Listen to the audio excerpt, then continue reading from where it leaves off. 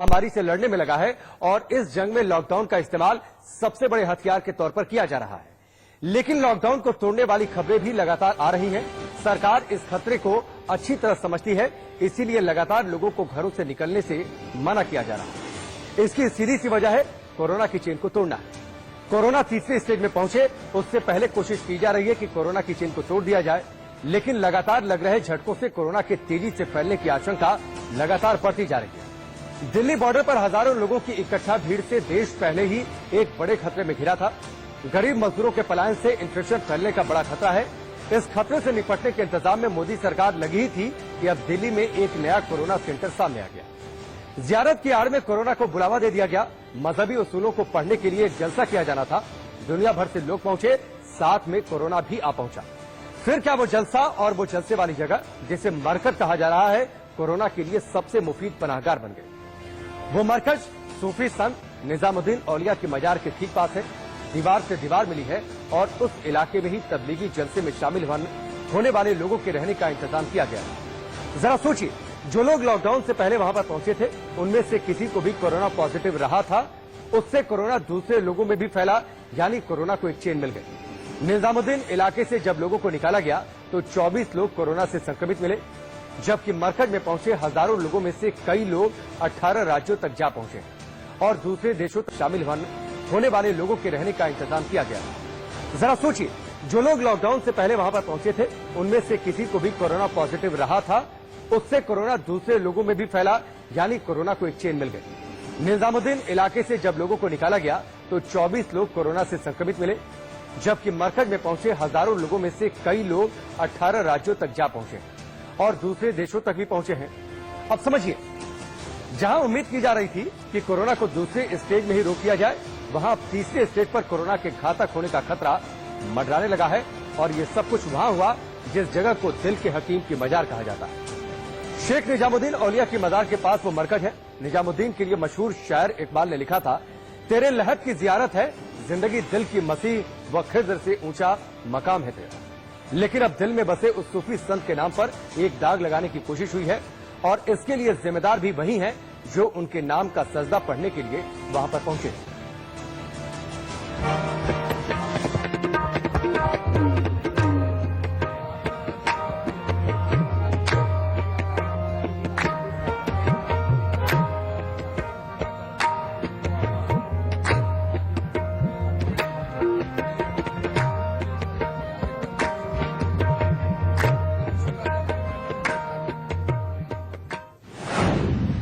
जहां सजदा होता है वहां से एक साजिश की बू आने लगी।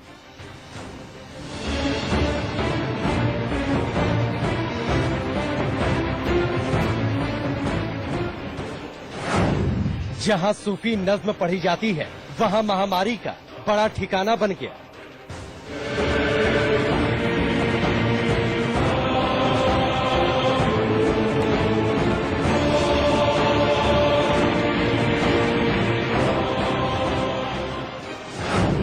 जो मजार फूले लोहबान से महकती है वहां कोरोना के मरीज पनप रहे थे।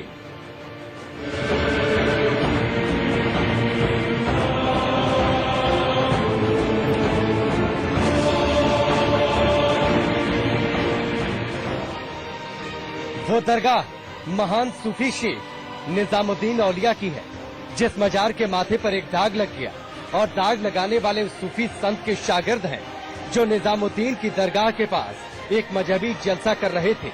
मजहब का प्रचार प्रसार करते करते कोविड-19 का प्रसार कर गए। पूरे देश में कोरोना के चलते लॉकडाउन है। प्रधानमंत्री से लेकर राज्य सरकार हर संभव मदद कर रही है कि कैसे कोरोना की चेन को रोका जाए। देश में लोग दुआ कर रहे हैं, लेकिन एक जमात ने काम तमाम कर दिया। जी हाँ, तबलीगी समाज ने न सिर्फ चेन को तोड़ने से रोका है, चेन को आगे बढ़ाया है और 19 राज्यों तक इसे फैला दिया। कोरोना का ये सबसे बड़ा खतरा बन चुका है, क्योंकि एक साथ कई जगहों पर कोरोना संक्रमण फैलने लगा है। अब सवाल उठता है कि दिल्ली के एक इलाके में कोरोना का ज्वालामुखी फटने को तैयार था और जलसे के आयोजक खामोश रहे। आखिर पुलिस उस वक्त क्या कर रही थी? निजामुद्दीन दरगाह है, दरगाह के बगल में मरकज है। मरकज यानी वो जगह जहां तबलीगी समाज का जलसा था। लेकिन बड़ी बात यह है कि जहां पर मरकज है, मरकज के ठीक बगल में हजरत निजामुद्दीन पुलिस स्टेशन भी है। जी हाँ, यही वो पुलिस स्टेशन है, इसके पीछे मरकज है और मरकज के पीछे निजामुद्दीन दरगाह है। ऐसे में सवाल ये भी खड़ा होता है कि थाना, मरकज, निजामुद्दीन, इन सब की दीवारें मिली हुई हैं। ऐसे में हजारों लोग यहाँ आने लगे जलसे के लिए, पुलिस क्या कर रही है? सवाल ये भी है कि अगर पुलिस की बिना मंजूरी के ऐसा हो रहा था तो पुलिस को कानो कान खबर क्यों नहीं हुई? सवाल और कई हैं। दिल्ली पुलिस, गृह मंत्रालय और दिल्ली सरकार तीनों सवालों के घेरे में है। दिल्ली पुलिस ये दावा कर रही है कि उसने 2 बार नोटिस दिया कि तबलीगी समाज का ये कार्यक्रम रद्द होना चाहिए, लोग यहाँ नहीं आने चाहिए। इससे साफ होता है कि दिल्ली पुलिस को इसकी जानकारी थी। तो बड़ा सवाल यही उठता है कि जब जानकारी थी, नोटिस दिया, थाना बगल में था, फोर्स थी, क्यों नहीं रोका गया? दिल्ली पुलिस ने 24 मार्च और 28 मार्च को नोटिस दिया था। इसमें कहा गया था जलसे से कोरोना महामारी फैल सकती है, लेकिन इसके बावजूद कार्यक्रम हुआ। इस तरह जमात ने लॉकडाउन के आदेशों का उल्लंघन किया।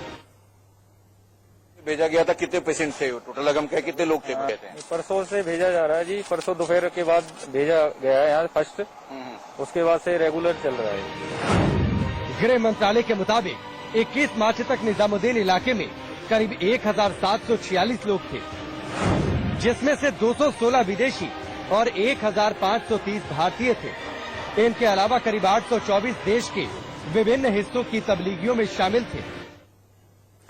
तो ये जमात कैसे इस देश में लोगों की जान का दुश्मन बन गई, ये आपने रिपोर्ट के जरिए देखा, देश के सामने एक बड़े खतरे के तौर पर। 2 मेहमान इस वक्त हमारे साथ जुड़ चुके हैं, डॉक्टर रवि मलिक और साथी पवन सिन्हा जी हमारे साथ जुड़ चुके हैं, आध्यात्मिक गुरु। आप दोनों का बहुत बहुत स्वागत है। सबसे पहले पवन जी, गुरु जी, मैं आपके पास आता हूं। किसी भी धर्म में जो आध्यात्मिक गुरु होते हैं, उनकी पहली तो जिम्मेदारी ये होती है कि किस तरीके से देश को, लोगों को खतरों से महफूज रखा जाए। इतना बड़ा खतरा, सरकार की इतनी लंबी चौड़ी गाइडलाइंस, पूरी दुनिया में कोरोना इससे पहले कहर बरपा रखा है, उसके बावजूद इस तरीके से गाइडलाइंस की अनदेखी, इतनी बड़ी तादाद में लोगों की मौजूदगी और खासतौर पर विदेश से आए लोगों की।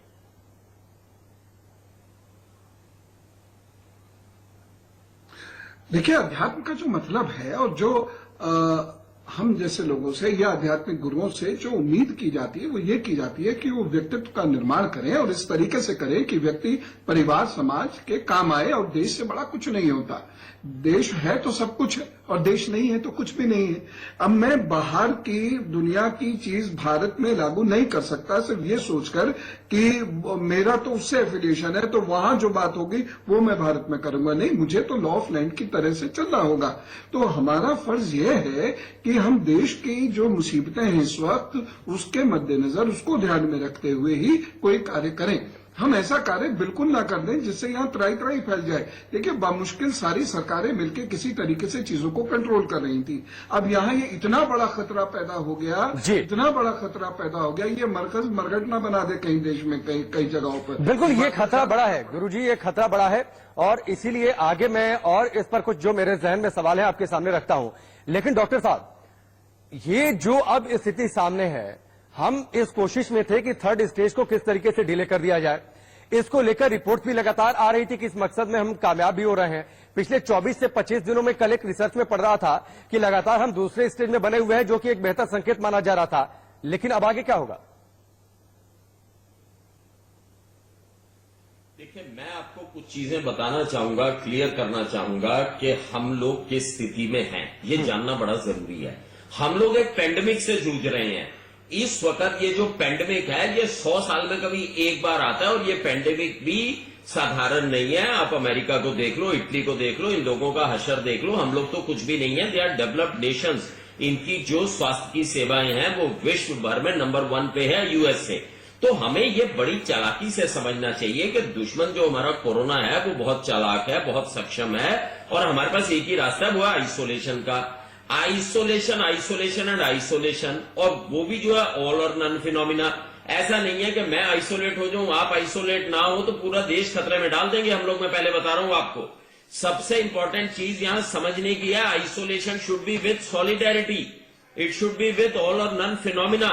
ये ऐसे आइसोलेशन से बात नहीं बनेगी, ये बड़ी जरूरी चीज है और हम लोगों को बहराइच का भी मामला बनाना चाहिए। देखिए, मैं आपको एक चीज बताऊं, कोरोना वायरस एक एपॉलिटिकल और धर्म निरपेक्ष व्यक्ति होने के नाते, आपको तो पता है हम डॉक्टर्स कभी भी पेशेंट का इलाज करते हैं, हम कभी धर्म नहीं देखते, इसी तरह ये वायरस भी नहीं देखेगा। किस धर्म का है, किस जाति का है, कुछ नहीं देखेगा। उसे तो ह्यूमन शरीर चाहिए और वो तबाही मचा देगा। अब मेरा मानना यह है, इस वक्त अगर इस तरह की कोई चीज हो गई है, ठीक है, हम लोगों की फंडामेंटल ड्यूटीज भी होती हैं, लेकिन अगर इस तरह की चीज होगी, अब आगे क्या किया जाए, मैं सोचता हूं, क्योंकि देखो जहां तक मुझे पता चला है, कई लोग अंडमान निकोबार से भी आए हैं, इन लोगों को सबको इमीडिएटली क्वारंटीन में डाल के, और ये जिस जिस व्यक्ति से मिले हैं, ये जिस भी व्यक्ति से मिले होंगे, इनके परिजन होंगे, फैमिली के मेंबर होंगे या फ्रेंड्स होंगे, उनकी जान भी सुरक्षित हमें चाहिए। तो उनको चाहिए कि आप बिल्कुल क्वारंटीन में चले जाएं और बाकी सब लोग भी क्वारंटीन में चले जाएं, ताकि हमारे देश के ऊपर आने वाला खतरा जो है वो टल जाए। ये बड़ी इंपॉर्टेंट चीज है। और आगे से भविष्य में सब लोग, आज आपके प्रोग्राम पे हम शपथ ले लें, सारे भारतवासी आज हम शपथ ले लें कि आइसोलेट करेंगे, हम स्टेज 3 में किसी हालत में नहीं जाएंगे। ये हमारे बच्चों की जानों का सवाल है, हमारे डॉक्टरों की जानों का सवाल है, हमारी नर्सों की जानों का सवाल है, हमारे भारतवर्ष के बुजुर्गों की जानों का सवाल है। तो ये बहुत बड़ा मसला है, गंभीर मसला है, भयानक बात है, खतरनाक बात है, और इससे हम निकल जाएंगे, हमें कोई दिक्कत नहीं होगी, प्रोवाइडेड हम ढंग से आइसोलेट कर दें अपने आप को, और जो भी इस वक्त हुआ है इसको तुरंत क्वारंटाइन में लेके आए। ये बहुत इंपॉर्टेंट बात है जी। लेकिन अब जो स्थिति है डॉक्टर रवि देश के सामने, क्योंकि लगातार यहां से देखिए दुनिया के करीब 16 देशों से लोग यहां पर पहुंचे हुए थे, ये लोग देश के अलग अलग राज्यों में गए, वहां पर लोग फैले, कई जगहों से मौतें भी रिपोर्ट की गई हैं। तो आप जो आशंका जताई जा रही है एक्सपर्ट्स के जरिए, क्योंकि आज देखिए हाल फिलहाल में जो अब तक आंकड़े आए हैं, पहली बार हम 200 के ऊपर गए हैं एक दिन में जो इन्फेक्शन के जो कंफर्म केसेस है। पिछले 4 से 5 दिनों में हम लगातार ऑन एन एवरेज 100 के आसपास थे, 100 से 125 के आसपास। ये पहली बार है कि आज 200 के पार हम चले गए। तो क्या हम तीसरे स्टेज की ओर बढ़ रहे हैं क्या? देखिए, ऐसा है कि मामले हो सकता है आने वाले समय में थोड़े बहुत बढ़े, क्योंकि जो लोग इंक्यूबेशन पीरियड में चल रहे हैं ना, तो वो इंक्यूबेशन पीरियड वाले हो सकता है कि अब सामने आए और थोड़े से मामले बढ़े।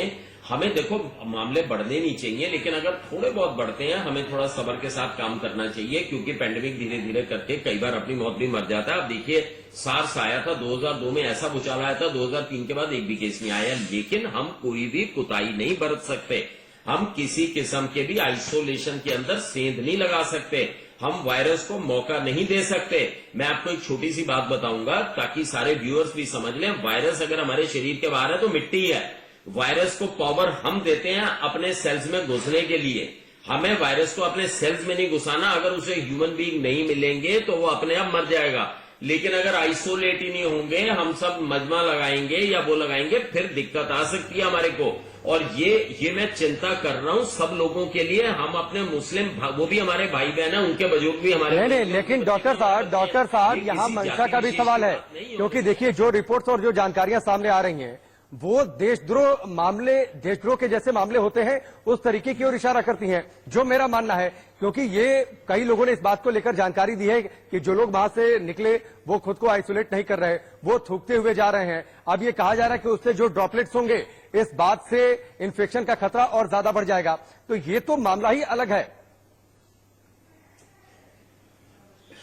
देखिए, मैं आपको एक चीज और बताना चाहूंगा। जैसे आपने प्रोग्राम के शुरू में कहा कि डॉक्टरों के ऊपर और पुलिस कर्मियों पे थूका जा रहा है, मेरी एक हाथ जोड़ के विनती है, ये बेचारे डॉक्टर अपने बाल बच्चे छोड़ के रिस्क लेके उस भीड़ में जा रहे हैं, उनको क्वारंटाइन कर रहे हैं ताकि वो अपने परिजनों या किसी को नुकसान ना पहुंचा सके, देश को ना नुकसान पहुंचा सके। उनकी भावना को समझिए, हमारे डॉक्टरों की, हमारे पुलिस कर्मियों की भावना को समझिए। वो बेचारे, आप बताइए, आप या हम लोग कौन रिस्क ले रहा है इस वक्त बाहर निकलने का? ये तो हम और आप लोग हैं जो मीडिया और डॉक्टर हैं, जो कि पेशेंट्स के पास जाके कर रहे हैं।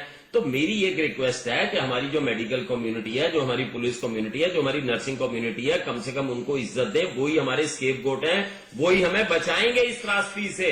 और अगर हम उनको ही अब्यूज करेंगे, अगर हम उनको, मेरे को आपके चैनल के जरिए भी पता चला कि डॉक्टरों के ऊपर थूका या पुलिस के ऊपर थूका, मेरी यही रिक्वेस्ट है सब भाइयों से कि इस वक्त शांति बना के पेशेंटली हमें सबसे पहले ये देखना है किस किस व्यक्ति को सिम्टम, मुझे पता चला 400। ठीक है डॉक्टर रवि, आप हमारे साथ बने रहिए। पवन जी भी हमारे साथ हैं। इस वक्त एक बड़ी खबर आ रही है, बड़ी खबर उत्तर प्रदेश के बहराइच से, जहां पर दिल्ली मरकज से पहुंचे 6 लोगों को अब क्वारंटीन सेंटर में भेजा गया है। डॉक्टरों की निगरानी में ये 6 जमाती हैं और इसी पर जो हम लगातार चर्चा कर रहे थे कि किस तरीके से ये मामला बड़ा हो रहा है, किस तरीके से लगातार अब खतरा ये बढ़ गया है कि हम तीसरे स्टेज की ओर पहुंच सकते हैं, जिस पर डॉक्टर रफी मलिक से चर्चा हो रही थी, जिस पर बातचीत हो रही थी। हमारे साथ आध्यात्मिक गुरु पवन जी हमारे साथ हैं, उनसे चर्चा हो रही थी। लेकिन ये मामला देखिए कितना बड़ा है, किस तरीके से 13 और 14 तारीख के आसपास बड़ी संख्या में दुनिया के दूसरे मुल्कों से लोग दिल्ली पहुंचे हैं। निजामुद्दीन में जो ये मरकज है, जो कि इस्लाम के प्रचार प्रसार का जो केंद्र है, दुनिया के सबसे बड़े केंद्रों में से एक है,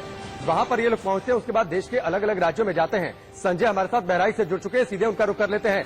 संजय, 6 लोग और मेरी तो जानकारी ये भी है कि वहां से करीब 18 या 19 मौलाना मिले हैं जिन पर शक है, जिन पर डाउट है, और कुछ थाईलैंड के भी नागरिक बताए जा रहे हैं।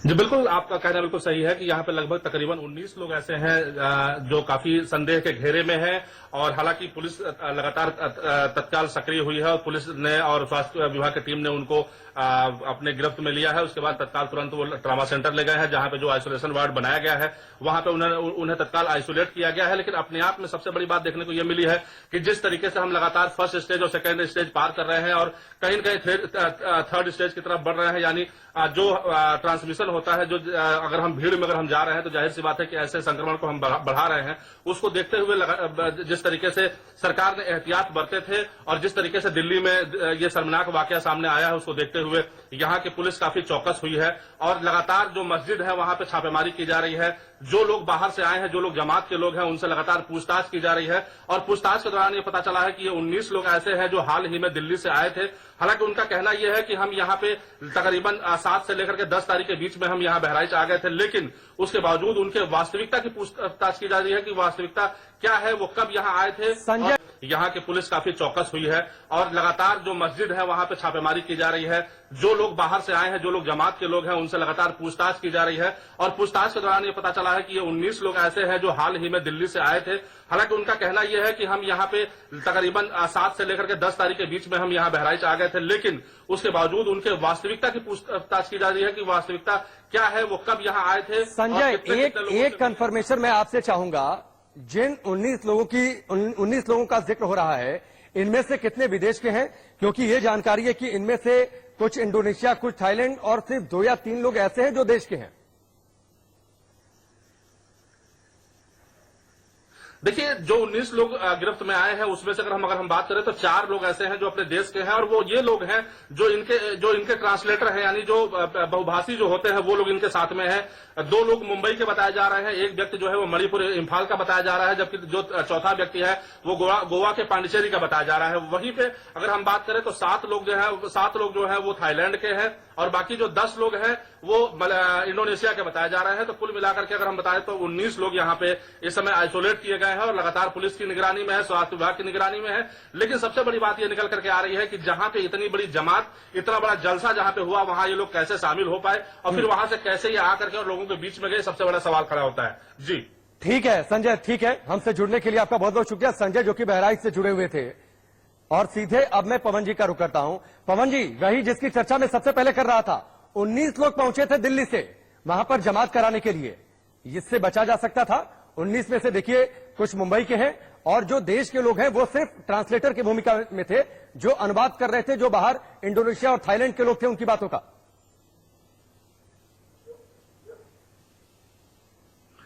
इससे बचा जा सकता था और खास तौर से जब 13 तारीख को ये मुनादी हो गई थी, 13 तारीख को ये दिल्ली सरकार ने ये कह दिया था और तभी से संकेत मिलने लगे थे कि कुछ कड़े कदम उठाए जाएंगे और हम लोगों को आइसोलेशन में जाना चाहिए, लोगों के साथ नहीं बैठना घुलना मिलना चाहिए। तो उसी वक्त में ये लोग वहां से चल के और अपने होटल्स में पहुंच जाते और वहां के जो ऑर्गेनाइजर्स थे उन्हें इन सब के बारे में डिटेल से पुलिस को इन्फॉर्म कर देना चाहिए था। अब पुलिस को इन्फॉर्म क्यों नहीं किया इन लोगों ने, और ऐसा नहीं इनको नियम नहीं मालूम। जिस भी ऑर्गेनाइजेशन में रेगुलरली लोग बाहर से आते हैं, जैसे यहाँ आते हैं, इस मरकज में आते हैं, उन्हें सब ये रूल्स पता है। तो इन्होंने इन्फॉर्म नहीं किया, इसका मतलब कहीं कोई दाल में काला जरूर है। और मैं अभी आपसे कह भी रहा था कि ये जो लोग निकले हैं जगह जगह जाएंगे, ये मेवात जरूर जाएंगे, ये पुलवामा जरूर जाएंगे, ये पीलीभीत की तरफ जरूर जाएंगे, ये सहारनपुर की शामली की तरफ जरूर जाएंगे, दारुल उलूम की तरफ जरूर जाएंगे, ये पुडुचेरी की तरफ जरूर जाएंगे, क्योंकि यहाँ इनके बहुत बड़े बड़े सेंटर्स हैं। तो ऐसी जगह पर जब ये इन्हें जाना था तो उसकी प्रॉपर अगर इंफॉर्मेशन होती तो पुलिस शायद कुछ कर सकती थी। आज तो हाथ बंधे हुए, कोई आसान काम नहीं है लोगों की भीड़ में उन्हें ढूंढ पाना, और ये लॉ ऑफ लैंड का सीधा उल्लंघन किया गया, तो सख्त एक्शन इस पर होना चाहिए। ठीक है, हमारे साथ डॉक्टर रवि मलिक भी हैं। डॉक्टर रवि, ये लोग होली के आसपास पहुंचे थे, जो जानकारी आ रही है बहराइच के पास। पूरे देश में एक बड़े तबके ने होली नहीं मनाई, राजनीतिक हस्तियों ने, प्रधानमंत्री ने होली मिलन का कार्यक्रम रद्द किया। तो क्या सभी धर्मों के जितने कार्यक्रम थे, चाहे वो इस्लाम में जमात का हो, क्या उसे रद्द नहीं किया जाना चाहिए था? इन सारे कार्यक्रमों को तब तक पोस्टपोन नहीं किया जाना चाहिए था जब तक हम कोरोना पर विजय नहीं पा जाते? देखिए, मैं तो पहले ही एज मेडिकल डॉक्टर आपको यही चीज बता रहा हूं कि किसी भी किस्म की गैदरिंग, खासकर अगर लोग फॉरेन से आए हुए हैं, बाहर के देश से आए हुए हैं, तो वो किसी भी किस्म की गैदरिंग इस वक्त बहुत ज्यादा नुकसानदायक हमारे देश में हो सकती है, और हम सबको ये संजीदगी से सोचना चाहिए। इसके ऊपर हमें ओवर डिफेंसिव नहीं होना चाहिए। मैं आपके साथ ही मौजूद था जब आपकी बात उनसे हो रही थी। तो किसी भी तरह की अगर हम इसको ओवर डिफेंस करेंगे, अगर हम इसको समझाने की कोशिश करेंगे, इसमें समझने समझाने की कोई बात नहीं है। ये चीज गलत है, 100% गलत है, चाहे ये हिंदू करें, ईसाई करें, मुस्लिम करें या वो करें। मैं आपको एक चीज बता दूं, और भी विश्व में आपने पढ़ी होगी न्यूज के, एक चर्च के अंदर सिर्फ एक व्यक्ति चला गया था जिसकी वजह से फैला था, कोरिया का शायद केस है। तो ये बड़ी खतरनाक चीज होती है। और जहां तक धर्म की बात है, मैं आपको एक चीज बताऊं, हर धर्म कहता है कि अपने शरीर की रक्षा करो और अपने साथियों के शरीर की रक्षा करो, इससे बड़ा पुण्य कोई नहीं है। और मैं सोचता हूं कि हमारे देश की इस वक्त इकोनॉमी और हेल्थ, दो ही टांगे हमारे देश की, दोनों टांगे टूट जाएंगी। हमारे को बड़ी सावधानी से चलना है। अगर हमारी हेल्थ के ऊपर त्रासदी आ गई या हमारी उसके ऊपर त्रासदी आ गई तो हमें बड़ी दिक्कत आएगी।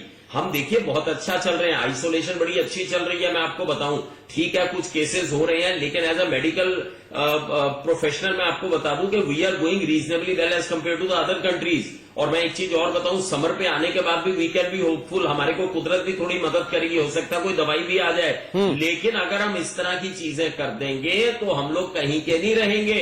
मैं फिर दोबारा से ये बताना चाहूंगा, ठीक है डॉक्टर साहब, मैं आपके पास आता हूं, चाहे कोई भी समाज करे। ठीक है डॉक्टर साहब, मैं आपके पास आता हूं। वंडित हमारे साथ जुड़ चुके हैं लखनऊ से। वंडित, जो लखनऊ से कैसरबाग इलाके से जो जानकारी आ रही है, मैं उसको लेकर आपसे कंफर्मेशन चाहूंगा कि वहां पर भी एक मरकजी मस्जिद है जहां पर पुलिस कमिश्नर और डीएम पहुंचते हैं तो पता चलता है कि 13 मार्च से वहां पर कई लोग विदेशी रुके हुए थे। अब इनको आइसोलेशन सेंटर में भेजा गया है। ये भी वहां पर एक धार्मिक जलसे में शामिल होने के लिए पहुंचे हुए थे।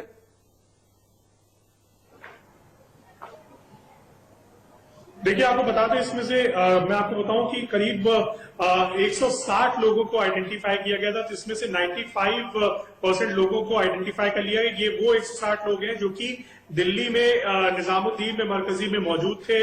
उन्होंने उस कार्यक्रम को अटेंड किया था। उसके बाद वो जो है अलग अलग उत्तर प्रदेश के इलाकों में गए हैं, उनको आइडेंटिफाई किया गया है। 95% अभी तक सक्सेसफुल रेट है। 5% लोगों को और आइडेंटिफाई करना है।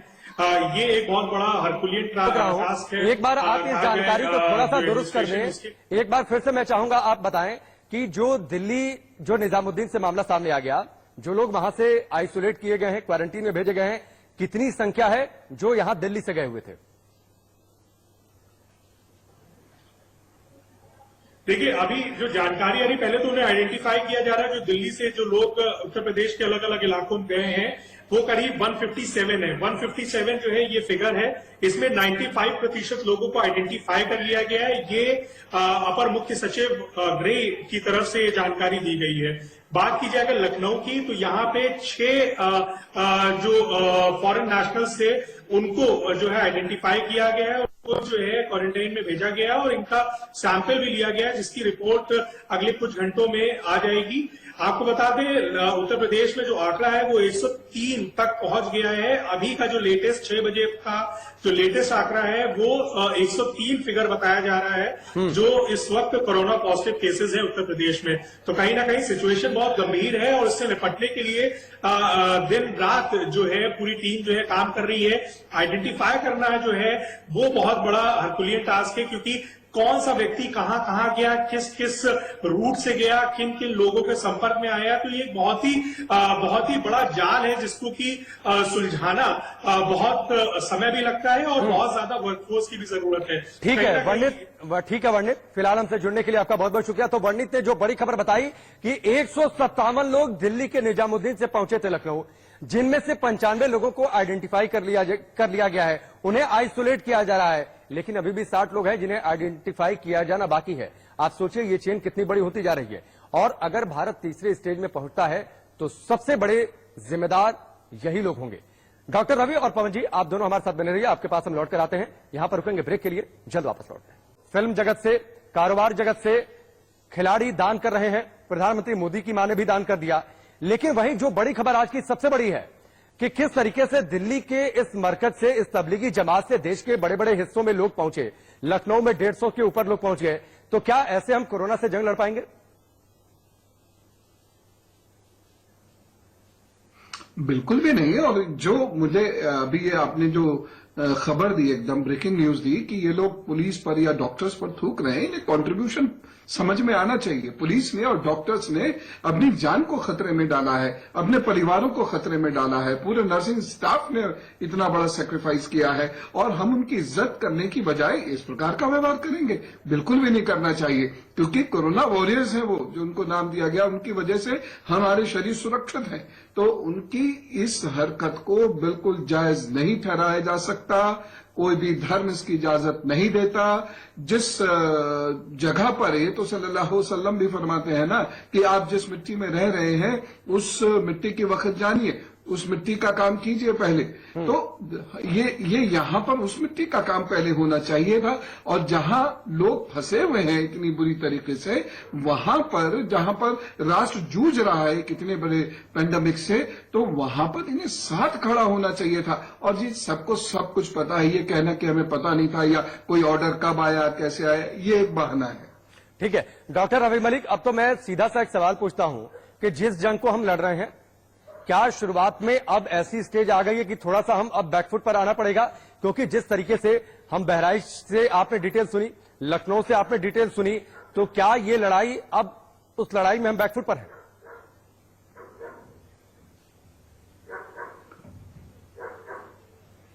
मेडिकल प्रोफेशनल आपको बताऊं कि थोड़ा सा तो एंथुसियाज्म में भी कमी आती है और थोड़ा सा रिस्क फैक्टर तो डेफिनेटली बढ़ता है इन सब चीजों से। लेकिन मैं ये सोचता हूं कि हमें सकारात्मक होते हुए इस चीज को इमीडिएटली जो है ना मिटिगेट करना बड़ा जरूरी है। इस चीज को, रिस्क को एकदम से खत्म करना जरूरी है हमारे को, जबकि पता नहीं पूरा खत्म हो भी पाता है कि नहीं, क्योंकि जो व्यक्ति अंडमान से आया है या अंडमान चला गया वो पता नहीं कितने लोगों से मिला होगा। लेकिन फिर भी मैं सोचता हूं कि अब अगला कदम तो यही होना चाहिए कि जितने व्यक्तियों को सिम्टम्स थे, जो सीएम साहब ने कहा 450 व्यक्तियों को थे या जिनके भी वो कांटेक्ट में आए, ये बहुत बड़ी एक एक्सरसाइज, बहुत बड़ी जद्दोजहद होगी। लेकिन जो भी है इसको तुरंत हमें करना चाहिए ताकि हम आगे ना जाए। और दूसरी चीज, आपके चैनल के माध्यम से हाथ जोड़ के सारे मेडिकल प्रोफेशन की तरफ से मैं विनती करना चाहूंगा कि ये पेंडेमिक है, इस पे मेहरबानी कीजिए। इसमें आपके बच्चे, आपके बुजुर्ग, आपके भाई बहन भी लिपट में आ जाएंगे। इसमें हाथ जोड़ के मेरी यही विनती है, और कुछ नहीं तो कम से कम हमारे डॉक्टरों, नर्सों, इनका ख्याल रख लो, जो बेचारे फ्रंट के ऊपर लड़ रहे हैं और अपनी जान को, अपने बच्चों के सब कुछ फ्यूचर को दाव पे लगा के वो बेचारे सामने लड़ रहे हैं। मेरी सबसे यही रिक्वेस्ट है, हम कोरोना पे जीत पा लेंगे, हम थर्ड स्टेज में नहीं जाएंगे। मैं एक सकारात्मक मेडिकल प्रोफेशनल होने के नाते कहना चाह रहा हूं कि हम जीत पालेंगे, प्रोवाइडेड हम इस तरह की कोई भी नेग्लिजेंट, केयरलेस, केयरलेस एटीट्यूड बिल्कुल ना रखें, चाहे वो किसी भी धर्म के क्यों ना हो, चाहे वो किसी भी जाति के क्यों ना हो। इस वक्त पूरी मानवता के ऊपर अटैक हुआ है इस दुश्मन का। पूरी मानवता जो है वो घेरे में आई है। इसके अंदर हम सब मानव पहले हैं, बाकी बात की चीज है। और मैं ये सोचता हूं कि शायद जिन लोगों ने ये किया भी है उनको भी शायद समझ आ रहा है और मुझे लगता है वो नेक्स्ट स्टेप्स भी लेंगे, इसमें पूरी मदद करेंगे क्वारंटाइन में करने के लिए और सब लोगों को बताएंगे। थोड़ी सी इसमें डिस्टर्बिंग बात ये हुई है कि बाहर के लोग भी कुछ आए हैं। देखिए हमारे मजदूर भाई भी मजबूरी की वजह से वो थे, उसमें भी बड़ी चिंता का विषय हुआ, लेकिन इतना हमें पता है बाहर से वहां पे शायद कोई नहीं आया हुआ था। लेकिन यहाँ पे अगर 10-12 देशों से बाहर से लोग आए हैं तो वो थोड़ा सा एक चिंता का विषय होता है, क्योंकि अभी हम स्टेज 2 में हैं। ये चिंता का विषय है मतलब डॉक्टर साहब। 10-12 नहीं, कुल 16 मुल्कों से लोग वहां पर पहुंचे हुए थे। आप दोनों हमारे साथ बने रहिए, आपके पास हम लौट कर आते हैं। और आज इसी मसले पर जब प्रेस कॉन्फ्रेंस करने आए दिल्ली के मुख्यमंत्री अरविंद केजरीवाल, तो उनकी नाराजगी भी इस प्रेस कॉन्फ्रेंस में साफ तौर पर दिखाई दी। दिल्ली मरकज में हुई लापरवाही को लेकर क्या कुछ कहा मुख्यमंत्री अरविंद केजरीवाल ने, वो आपको सुनवाते हैं। इस तरह की गैर जिम्मेदाराना हरकत करेंगे कि इतने लोगों को हमने एक जगह इकट्ठा किया। इस वक्त नवरात्रे के टाइम चल रहा है, लेकिन कहीं हम नहीं देखते कि लोग इकट्ठे हो रहे हैं। नहीं तो इस टाइम में मंदिरों में कितने लोग इकट्ठे हुआ करते थे। गुरुद्वारे सारे बंद कर दिए गए हैं, मस्जिदों के अंदर लोग इकट्ठे नहीं हो रहे हैं, मस्जिदों अपने अपने घर के अंदर नमाज पढ़ रहे हैं लोग, मस्जिदों में लोग इकट्ठे नहीं हुए हैं। मक्का खाली हो गया, वेटिकन सिटी खाली हो गया। ऐसे में इस तरह की इतनी बड़ी गैदरिंग करना। तो ये मुख्यमंत्री अरविंद केजरीवाल की बातें थी। मैं सीधे गुरुजी का रुख करता हूं। गुरुजी, अरविंद केजरीवाल ने ठीक ही कहा। देखिए नवरात्र का समय है, इस देश में मंदिर बंद हैं, गुरुद्वारे बंद हैं, गिरजाघर बंद हैं। देश के जो बड़े मुस्लिम देश है वहां पर भी मक्का मदीना बंद है, वेटिकन सिटी पूरी तरीके से बंद है, ताकि इस चेन को तोड़कर हम पूरी दुनिया में इस पर विजय पा लें। लेकिन यहां पर यह सेंटर दिल्ली में बदस्तूर चल रहा था।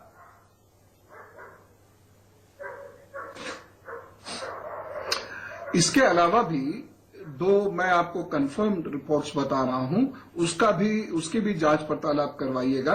और हो सकता है कि पुलिस भी अपना इन्वेस्टिगेशन कर रही हो। एक मवाना और एक सरधना, यहां पर भी दोनों जगह मिला के लगभग 18, 19, 20 लोग हैं। तो ये इसमें से भी एक बड़ी संख्या विदेश से है। पता नहीं क्यों कभी कभी जब इस प्रकार की बातें होती हैं, या कहिए कि मैं चीजों को देख रहा हूं, आप हर नागरिक में ये फ्रस्ट्रेशन होगी जो मेरे अंदर भी है। मैं भी थक रहा हूं, मुझे भी गुस्सा आ रहा है, मुझे भी शांति चाहिए, मुझे भी स्वास्थ्य चाहिए, जैसे कि बाकी सबको चाहिए। और जहां सब लोगों ने बहुत जबरदस्त तरीके से टेक्नोलॉजी ना होते हुए भी ये काम करके दिखाया, उनकी फ्रस्ट्रेशन बहुत होगी। तो इसीलिए मैं उसी फ्रस्ट्रेशन से, और या कह लीजिए एक नागरिक के क्रोध की वजह से कह रहा हूं कि दाल में कुछ और काला तो नहीं है। इस बात का भी बहुत ख्याल रखने की जरूरत है, क्योंकि कुछ पर्टिकुलर कंट्रीज से लोग आते हैं और कुछ पर्टिकुलर पॉइंट्स पे सीधे चले जाते हैं, जबकि इन्हें वहीं रुक जाना चाहिए था।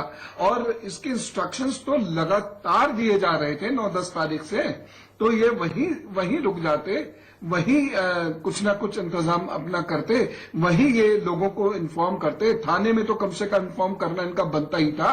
गुरुजी, एक छोटा सा सवाल फिर मैं डॉक्टर साहब का रुख करता हूं। आपसे थोड़ी देर पहले केंद्रीय मंत्री मुख्तार अब्बास नकवी ने ट्वीट किया है कि जमात का ये जुर्म तालिबानी जुर्म है और ये माफी लायक नहीं है। सही शब्द का इस्तेमाल उन्होंने किया है।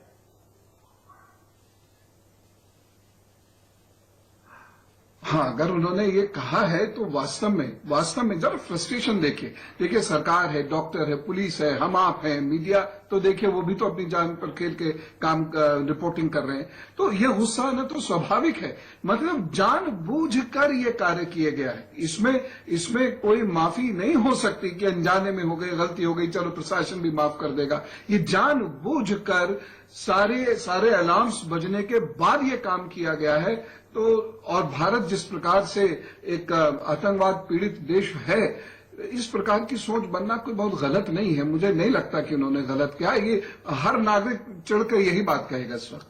बिल्कुल डॉक्टर साहब, जो आप थोड़ी देर पहले जिक्र कर रहे थे कि सबको आइसोलेट किया जाए, सबको ट्रेस किया जाए, तो ये जो चेन बनती दिखाई दी है, क्या आपको लगता है प्रैक्टिकली पॉसिबल कि उतनी जल्दी इन सबको ट्रेस कर लिया जाएगा, सबको आइडेंटिफाई कर लिया जाएगा, फिर सबको आइसोलेट और जिनको जरूरत है उनको क्वारंटीन कर लिया जाए?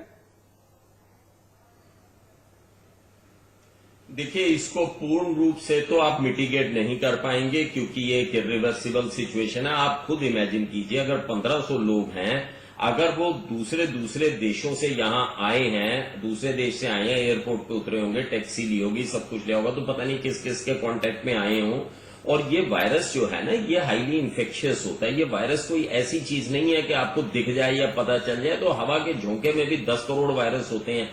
तो मेरे हिसाब से पूरी तरह से तो इसको मिटिगेट शायद ना कर पाए, क्योंकि हर व्यक्ति को ट्रेस करना, मैं बिल्कुल ऑनेस्ट प्रोफेशनल की तरह बताऊं कि पूरे हर व्यक्तियों को ट्रेस करना, लेकिन हाँ काफी हद तक इसमें मिटिगेशन हो सकती है।